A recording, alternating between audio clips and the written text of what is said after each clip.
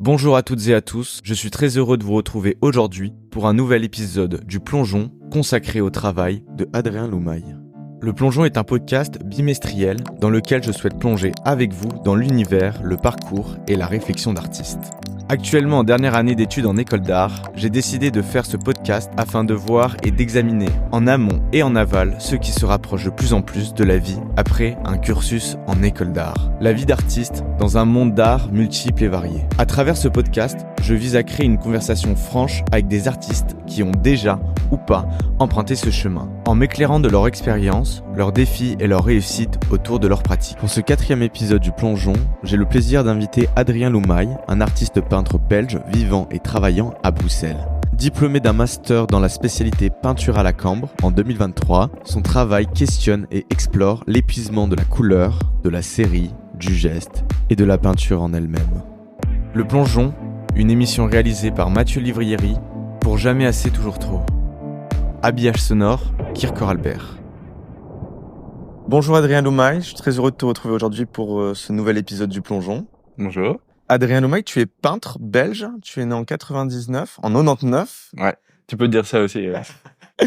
Est-ce que rapidement tu pourrais t'introduire? Donc je suis de Bruxelles initialement et donc j'ai fait mes études en art ici. Enfin, j'ai toujours vécu ici. Actuellement, en fait, ma pratique artistique, c'est essentiellement des peintures abstraites, on va dire, où c'est des espèces d'assemblages de différents tableaux. Mais pas que. Mais pas que. Ouais, c'est mais ça. pas que. C'est un peu l'activité principale, on va dire. Avant de commencer à parler de ta peinture plus en détail, je voulais repartir avec toi. Qu'est-ce qui t'a introduit un peu à la peinture? Pourquoi t'en es arrivé à faire des études dans cette filière-là? Ouais.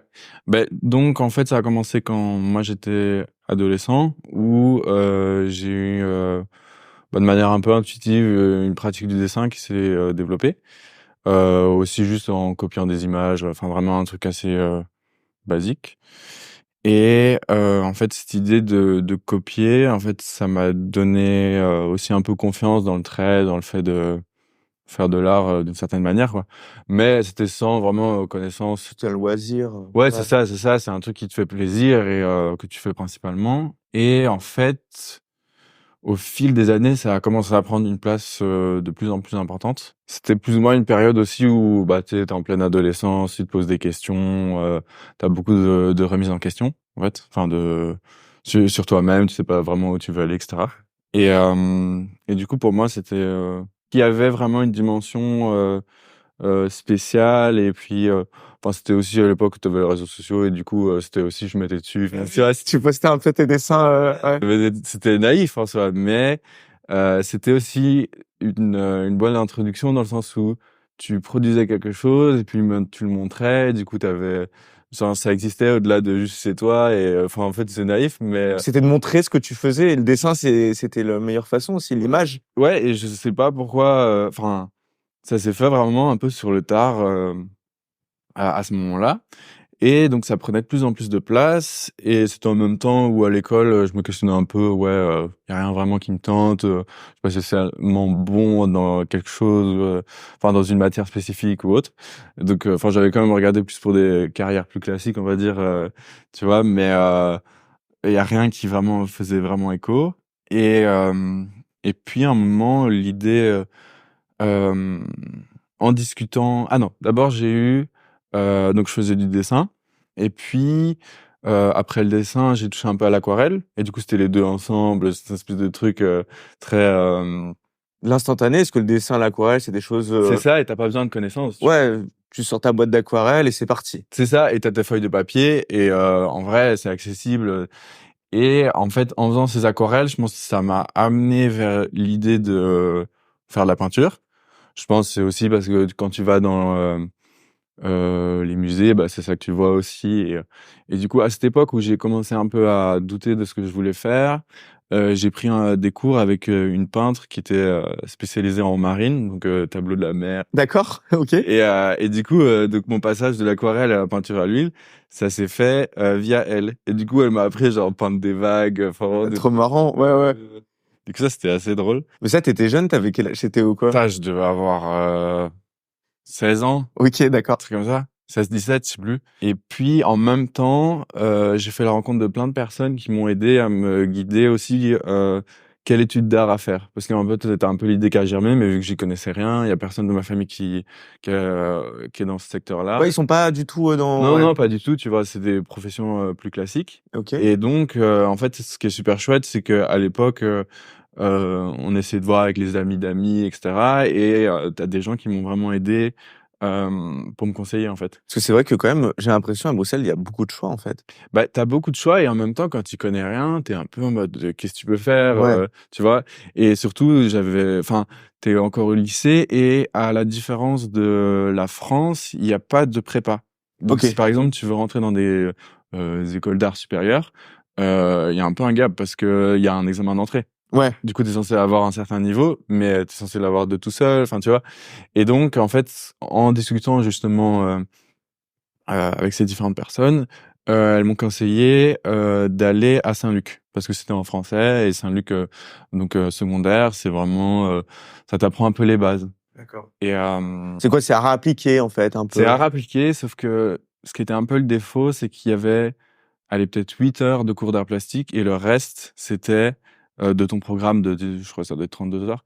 Le reste c'était des cours classiques. D'accord. Ok, c'est juste en fait, t'as une option art Voilà, ce qu'il n'y avait au et lycée. qui a un bon niveau. Ok. Et mais ce qui était un peu frustrant, c'est que je devais refaire une année si j'allais là-bas, plus encore la terminale, tu vois. D'accord. Et donc Ok. ça m'a rajouté un an. Mais donc en fait, je savais en mars que je devais arrêter les cours et je me suis dit bon bah qu'est-ce que je fais? Il me reste 4 mois et je commence l'année prochaine, tu vois, dans cette école-là. Et du coup, j'étais en mode ok, bon, on va au musée. Et du coup, en fait, tous les jours, j'allais au musée. D'accord. Ah ouais, non mais génial. Ouais, ouais. Et donc c'était super drôle parce que j'allais au musée, mais je connaissais rien et genre j'avais aucune sensibilité vis-à-vis de ça au début. Donc c'était vraiment découvrir. Tu vois, tu vas dans les musées Royaux des Beaux-Arts, tu vas au Cinquantenaire. Enfin, c'est vraiment découvrir quoi. Et c'est quoi ton souvenir un peu de ce qui t'a un peu mis bouche bée dans cette période un peu de découverte et de Ouais, mais foisonnement? plein en fait. Ouais. Genre tu découvres tout. Et puis je me rappelle, il y avait une salle au musée Royaux des Beaux-Arts où il y a des grands Rubens qui font 5 mètres chacun. Tu vois, et t'es en mode ok, comment c'est possible, Ouais. tu vois. Et C'est dingue quand même cette petite période de se dire. ah, c'était trop drôle. Ah Vraiment, ouais, non mais c'était, j'adore. Et Ouais. puis, j'allais quand même parfois en cours, et là, mais c'était juste, je venais avec des livres d'art, et j'avais prévenu mes profs que j'arrêtais. Du coup, genre, j'étais là, je lisais mes livres d'art au fond de la classe, et puis, ouais, vraiment. Mais c'était la best life. J'adore. Et donc une fois que t'es arrivé à Saint-Luc, donc où t'as eu cette option d'art, on va dire, de pratique artistique. Mhm. C'est quoi un peu dans ta tête? C'est quoi la suite? Est-ce que tu penses déjà à la suite de? Je pensais déjà un peu à la suite, mais ce qui était difficile, c'est qu'il y avait un décalage entre mes envies et la réalité, dans le sens où, la première année, certains enseignants étaient très frustrants ou très dirigistes et cassants. Et du coup, ça a été un peu une période de remise en question parce que, tu vois, j'avais beaucoup donné, j'avais quitté genre mon école, mes amis et tout ça pour arriver là. Et en fait, on était vraiment traités comme des enfants. Enfin, il y avait un truc où, en tout cas, les premiers professeurs étaient assez ouais, cassants. Et du coup, ça a été une période bizarre où, du coup, moi, je peignais que le soir. Et donc, la journée, limite, je dormais en cours, en fait. Et donc, tu avais ce décalage où je peignais, je sais pas, disons de 20h jusqu'à 1h du mat. Et puis le lendemain, je devais me lever à 7h, aller en cours, je dormais en cours. Enfin, tu vois, et donc, c'était bizarre comme période. En fait, t'as pas trouvé ce que tu voulais parce qu'en fait, c'était peut-être le côté art appliqué qui est très structuré. On Ouais, a des exact. attentes de toi, et je Ouais. pense que ça, enfin, je fais une petite parenthèse, mais je trouve que il y a beaucoup de gens, surtout quand il y a des personnes du secondaire, du lycée, qui n'arrivent pas à faire la différence entre études artistiques et études artistiques, enfin art appliqué, parce qu'il y a un gros gap, ça n'a rien à voir. Ouais, et puis qu'en Belgique, il y avait pas beaucoup d'options, du coup, c'était ça ou rien, tu vois. Ouais. T'avais aussi Beaux-Arts, mais ça, on m'avait pas conseillé spécialement, du coup, j'avais pas vu. Mais donc, t'étais un peu en mode, ok. Donc c'est Saint-Luc, un peu période frustrante finalement. La première année. La Et je première pense année. que dans ma peau, j'étais pas spécialement bien non plus, et du coup, tout ensemble, ça va pas vraiment aider. Le fait de pas beaucoup dormir, je pense que c'était Ouais. vraiment pas dingue. Du coup, heureusement, l'année d'après, il y a un peu tout qui a commencé à se remettre dans ma vie. Les cours, ça allait mieux. Du coup, j'avais pas besoin de peindre le soir vu que la journée, ça allait, etc. Et puis, j'ai retrouvé d'autres amis et tout ça, donc c'était bien pour l'épanouissement. Et là, c'était bien parce que ça m'a permis, grâce à l'enseignement des différents professeurs, de déconstruire aussi cette espèce de fantasme autour de la technique, l'idée de bien dessiner, enfin, tu vois, un peu toute cette mythologie-là. Et après, ça a été assez complexe parce que, tu vois, tu casses un peu un idéal. Parce que j'avais aucune connaissance en tout ce qui est ce qu'on pourrait qualifier de la modernité, art contemporain. Et du coup, j'étais un peu une espèce de truc... Ce qui est beau, c'est ce qui est bien fait. Voilà, c'est ça, très naïf, Ouais. mais qui en même temps était juste issu du trajet que j'avais eu, quoi. Et donc, grâce à du coup tout ça, ça m'a permis de déconstruire justement ce fantasme-là. Et petit à petit, toucher un peu à l'abstraction, mais ou avec plus des projets in situ, enfin où c'était des reproductions photographiques, enfin vraiment tester quoi. Ouais, expérimentation. Ouais. Ça t'a permis, donc après, de bien préparer ton entrée à la camp. Ouais, mais du coup c'était trop marrant parce que je me suis mis une pression mais fou Ouais. pour ce truc parce que bah à ce moment-là, bah moi je voulais être artiste et Ouais. c'est genre vraiment le dernier jour de Saint-Luc on m'a dit en fait tu devrais plutôt tester la camp parce qu'au début je pensais les beaux-arts parce que c'est plus des techniques classiques et tout. Mhm. Je suis en mode OK, bon bah, on va essayer.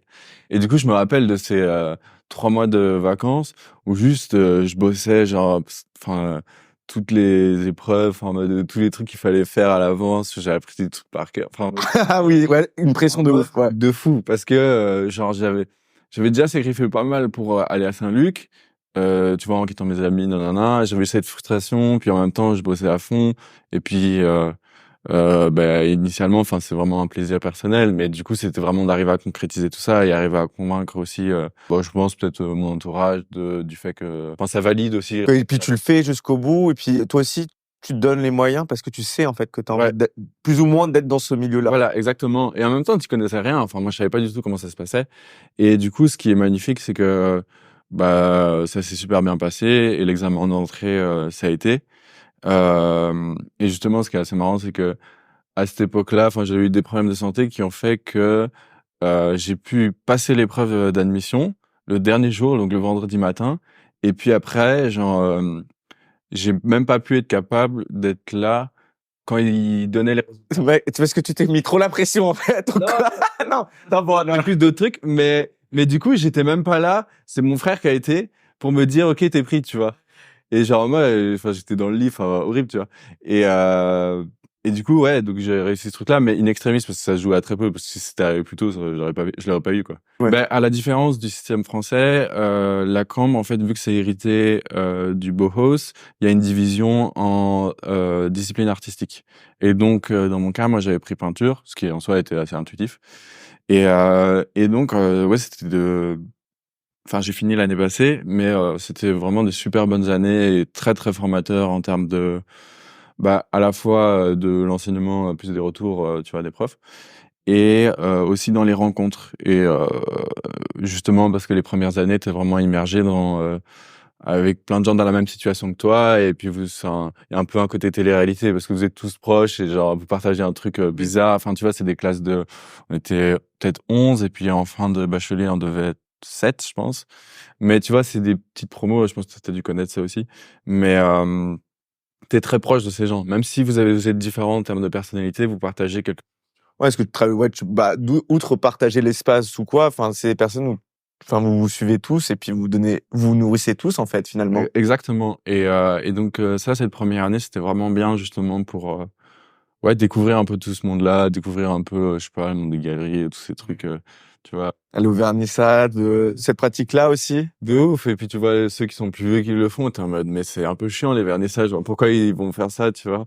Et puis tu finis à le faire aussi, tu vois. Mais Comment t'as ressenti un peu cette liberté? Parce que j'imagine que quand même Saint-Luc c'était quand même tout de même assez cadré, et la Cambre, je pense que t'avais aussi d'un coup c'est une très très grande liberté, non? bah j'étais vraiment super content et je pense que c'est pour ça que j'ai vraiment apprécié ces années-là parce que ça ressemblait vraiment à ce que je voulais. Et du coup, et tu pouvais être autonome et t'étais déjà considéré avec des gros guillemets en tant qu'artiste, mais tu vois, t'étais plus Ouais. infantilisé et ça c'était très beau. Après c'était assez dur, plus dans les retours. Enfin c'est vraiment t'as une implication qui est très forte, tu vois, parce que c'est personnel et en même temps il y a une dimension subjective, mais qui est quand même évaluée. Et donc il y a cette espèce de contraction entre subjectivité, est-ce que je dois écouter les critiques, mais en même temps oui, parce que c'est juste des gens qui ont une connaissance dedans, mais c'est bizarre. Enfin c'est Ouais, faut savoir jongler entre les deux, ouais. ça. Et j'ai eu la chance en deuxième année Enfin après c'est moi qui l'ai contacté, mais de rencontrer un peintre qui s'appelle François Patou, qui est un bon ami maintenant, Ouais, ok. Ouais. et que j'ai au début un peu assisté pour des projets et aidé pour de la prod et tout ça. Et du coup lui il m'a beaucoup aidé à avoir une plus réaliser un peu un après-école dans lequel il était lui depuis 2-3 ans, puisqu'il avait aussi fait la Cambre. Et puis c'est lui qui m'a permis d'avoir ma première expo. Enfin, tu vois, c'était un peu me mettre dans le bain. Et du coup, c'était une belle période aussi parce que c'était découvrir tout ça. Et puis, il y avait cette filiation. Là, j'ai envie de parler un peu plus enfin, j'ai envie de rentrer plus dans ta pratique. Mhm. Parce que bon, tu as eu tout ce qu'a Saint-Luc t'a importé, mais Ouais. là, aujourd'hui, donc là, on est dans ton atelier actuellement. Tu travailles plutôt la couleur, plutôt l'abstraction, des jeux entre vibrations de tableaux. Est-ce que tu peux me parler de ta pratique? Bah, en fait, donc, je suis sorti de Saint-Luc, j'avais vraiment ce fantasme un peu sur la technique qui était un peu dépassée, mais en même temps qui était encore présent. J'étais encore dans une espèce de figuration. Puis, dans les premières, deuxième années à la Cambre, j'étais plus focalisé sur le rapport à la photographie, à l'image en peinture, et du coup, comment le retranscrire. Et donc, puis c'est passé par des phases bizarres où c'était des espèces de peintures, de dessins d'enfants sur des images hyper réalistes peintes, enfin vraiment des trucs Ok, très, ouais. très, très weirdo avec du recul. Mais et petit à petit, c'est plus passé, ouais, donc sur l'image numérique, par exemple repeindre des images de pubs de vacances sans slogan et du coup faire comme si c'était un paysage romantique, on va dire. Et donc, juste après ça, il y a eu un petit switch qui était le rapport à la sérialité, à la série, et l'idée de répétition. Et donc, en fait, ça m'a amené donc l'idée de série, l'idée de se répéter, l'idée de varier avec les couleurs, et du coup de m'intéresser à la question de la couleur. Et ça, c'était plus ou moins en troisième année. Et à partir de ce moment-là, la dimension sérielle, c'est vraiment devenu plus un mode de production, enfin quelque chose qui était un axe. Et en même temps, t'avais quand même une gestualité qui était déjà présente, Ouais. mais c'était plus. Tu l'as carrément déconstruit avec pas mal de séries. Ouais, Enfin, c'est ça. C'est que à chaque fois, c'était en fait pour t'avais sortir des du épuisements. sujet. Ouais, c'est ça. Pour sortir. Enfin, vu que je venais de la figuration et qu'en même temps, je savais pas spécialement quoi peindre, je prenais des sujets qui étaient assez numériques, des bouquets de fleurs et tout ça. Et du coup, par la répétition, il y avait une espèce de disparition du sujet parce que ça devenait juste pictural, quoi. Et ça m'a permis après de tendre vers une forme d'abstraction vu que le sujet s'était épuisé. Et du coup, pour moi, j'avais besoin de refaire un trajet euh, que d'autres peintres ont déjà fait, mais au début du XXe siècle. Et en fait, c'est juste plus pour moi dans mon propre trajet et ma propre compréhension, j'avais besoin de repasser par ces étapes-là pour arriver et m'autoriser entre guillemets à faire le travail que je fais maintenant, où c'est plus des associations de couleurs plus abstraites, des monochromes. Et du coup, enfin, tout ce trajet m'a permis aussi d'être capable d'assumer ça. Pour toi, peut-être, c'était aussi un filet de sécurité de ces images de base? Oui, Parce oui, que oui. c'était dur, en fait, de se lancer sur une toile, sur le vide. Je pense, ouais, Ouais. clairement, clairement. Et aussi je pense que c'est lié à ma famille dans le sens où, par exemple, il y avait un peu une méfiance à l'égard de l'abstraction aussi, peut-être parce que pas les connaissances historiques et autres. Mais du coup, l'image, c'était un peu la chose qui, justement, était compréhensible et directe, tu vois. Là où l'abstraction demandait quand même certains bagages ou référents que j'avais pas. Et du coup, il m'a fallu du temps, enfin même jusqu'à maintenant, pour assumer de faire de l'abstraction, parce que aussi c'est en accord avec comment je suis, mais d'accepter qui je suis devenu plus, enfin Ouais. entre guillemets, enfin vraiment et tout. Et encore, mais comme le chemin que tu prenais avec tes images et Ouais, de déconstruire, quoi, à peu voilà, près. c'est ça.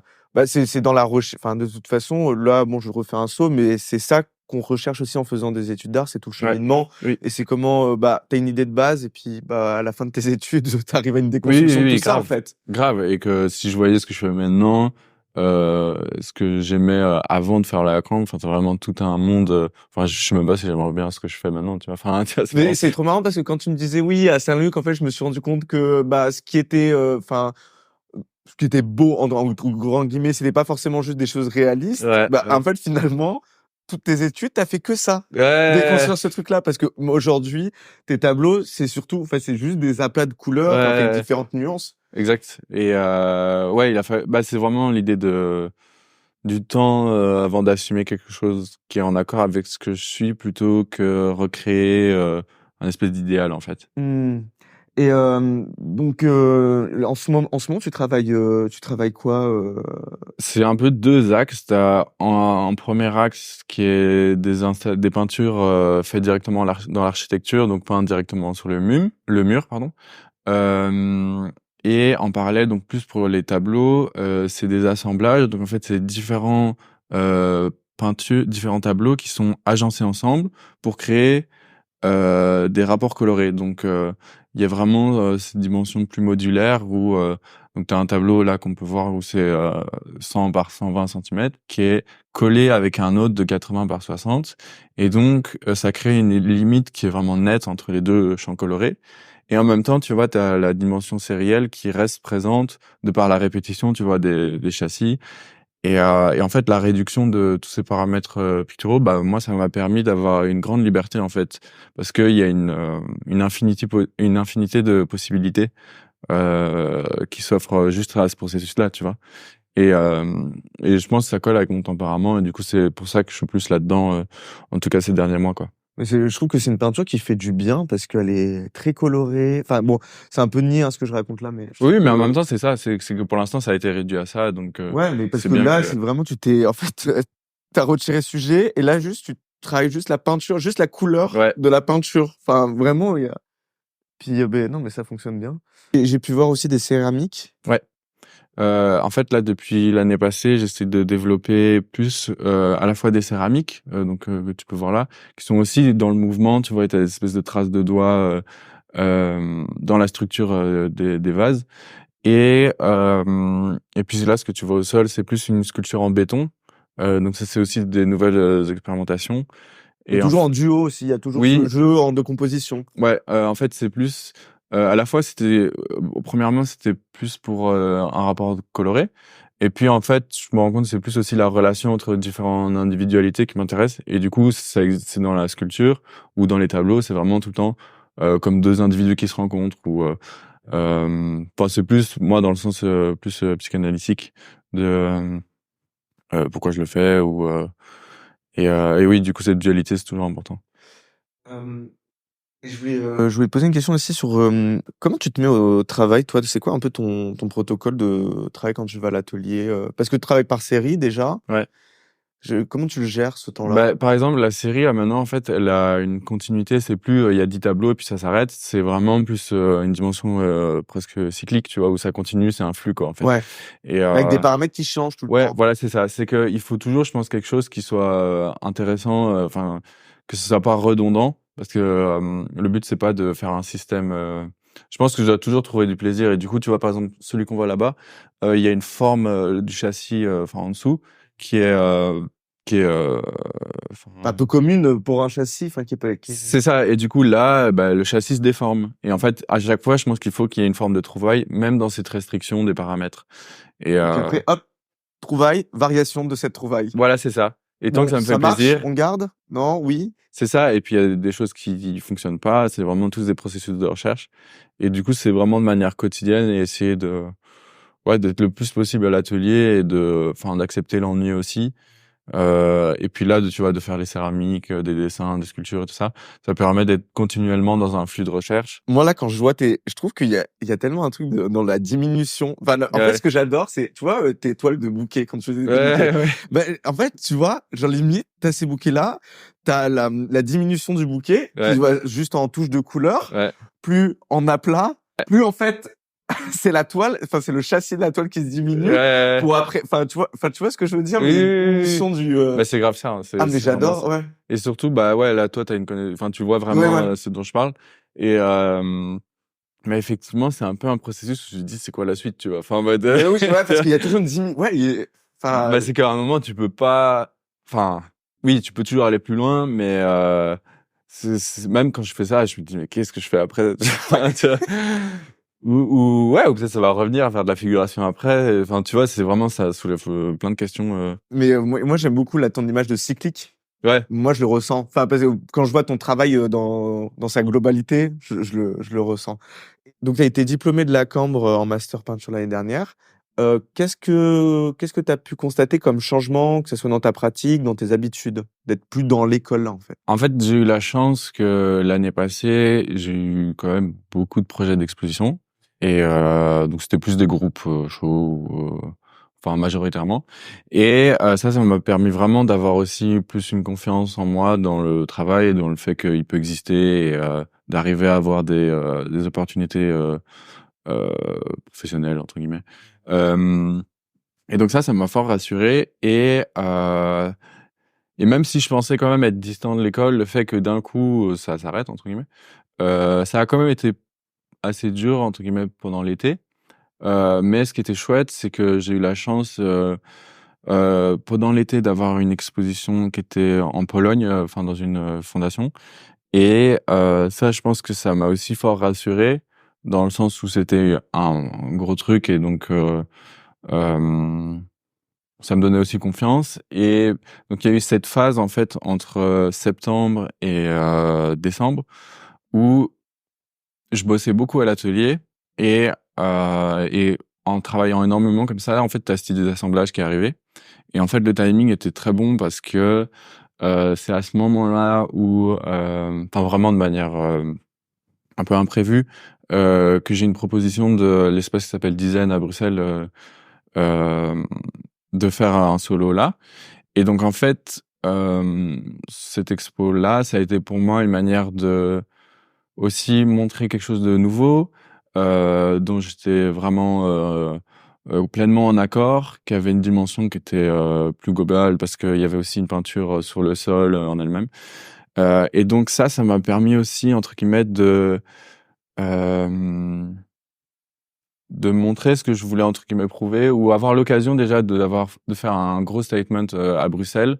Là où, l'année passée, c'était beaucoup, soit à l'étranger ou bien dans des groupes chauds donc une sentiment de pas encore assez et là, j'étais content parce que j'avais pu dire ce que je voulais et qu'il y a eu une visibilité et que les retours étaient bons donc c'était un bon signe, là-dessus quoi, en fait. Quand tu es à l'école, tu vois tes professeurs, des fois tu as des artistes qui viennent aussi donner leur avis, enfin de discuter. Ça c'est toujours quelque chose, toi que tu fais à l'heure d'aujourd'hui? Est-ce que tu as toujours ce rapport-là d'échange?